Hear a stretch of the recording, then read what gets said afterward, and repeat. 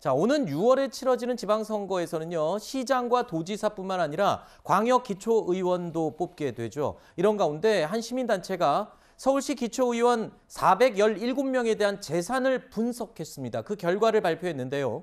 서울시 기초의원 417명의 평균 부동산 재산은 14억 수준이었습니다. 10명 가운데 3명은 다주택자로 파악이 됐는데요. 특히 이 더불어민주당 소속 오현숙 영등포 구의원은 아파트와 주택을 포함해서 무려 116채를 소유하고 있는 것으로 확인됐습니다. 부동산 재산만 무려 289억 원이 넘는 것으로 확인이 되고 있습니다. 자, 이 재산 공개는 뭐 당연히 공개를 한 내용인데 이걸 갖고 뭐라 그럴 수 있는 내용은 아니라고 볼 수 있는 건지 어떻게 보십니까? 근데 일단 지금 이번 정부에서도 다주택자에 대한 규제를 굉장히 강하게 해왔었던 것이고, 근데 그런 과정에서 사실 지금 말씀하셨던 것처럼 일단은 뭐 경제정의 실천 시민연합 경실련에서 전체적으로 공개했을 때 10명 중에 3명이 다주택자고, 심지어 지금 민주당 오현숙 영등포 의원 같은 경우 주택을 116채 보유했다.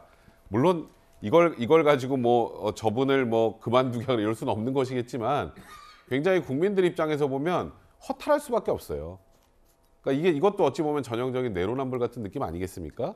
그러니까 그러다 보니 이 공개를 가지고 이 재산을 가지고 저희가 뭐 왈가왈부한다기보다 지금 저희가 이런 소식을 전해드리면 보시는 시청자분들이나 국민 여러분들께서 굉장히 허탈해하시지 않을까라는 개인적인 생각이 듭니다. 네, 뭐 개인 재산이라서 함부로 얘기할 수 있는 부분은 아니지만 자, 이렇게 지나치게 많은 주택 116채를 보유하고 있는 부분들, 이런 것들이 사실 여당 입장에서도 국민들이 볼 때 굉장히 반감을 살 수 있다라는 부분은 피하지 못할 것 같아요. 네, 문재인 정부 임기 내내 사실은 내로남불이란 프레임이 작동하고 있었던 거 아니겠어요? 그러니까 2채 이상 갖지 말라, 집 그렇게 했는데도 불구하고 그렇게 가졌던 사람들이 드러나기도 하고, 그리고 임대차 3법 통과시켰는데 임대를 올렸다, 이런 것 때문에 국민들 분노를 굉장히 많이 자극했단 말이에요. 네. 근데 선언이라도 하지 않았으면 좋을 텐데 선언하고 난 다음에 그 안 지키는 사람이 나오니까 오히려 더 분노의 표심을 좀 자극한 측면이 있는데요. 그러니까 아무리 합법적으로 이렇게 주택을 소유하고 있다 하더라도 100채가 넘는 주택을 소유한 곳은 좀 납득하기 어렵거든요. 그러니까 부동산 업자라고 봐야 되는 거죠. 네. 근데 이게 근본적으로 기초의원, 지방의회의 경우에는 겸직 신고는 하도록 돼 있어요. 네. 근데 겸직 자체가 금지된 건 또 아니에요. 그러니까 겸직 신고를 할 때 또 신고가 또 의무도 아니에요.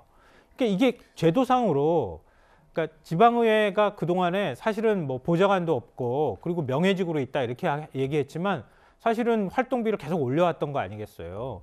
결국 이제 전업으로 정치를 하는 것이나 다름없는 정도 수준까지 대우가 왔는데, 그렇다고 하면은 다른 거에 눈을 돌려서 다른 사업을 한다거나 의원직 배지를 달고 난 다음에 그렇게 해서는 안 된다고 하는데 지금 아직도 그 제도 정비가 잘 안 돼 있어요.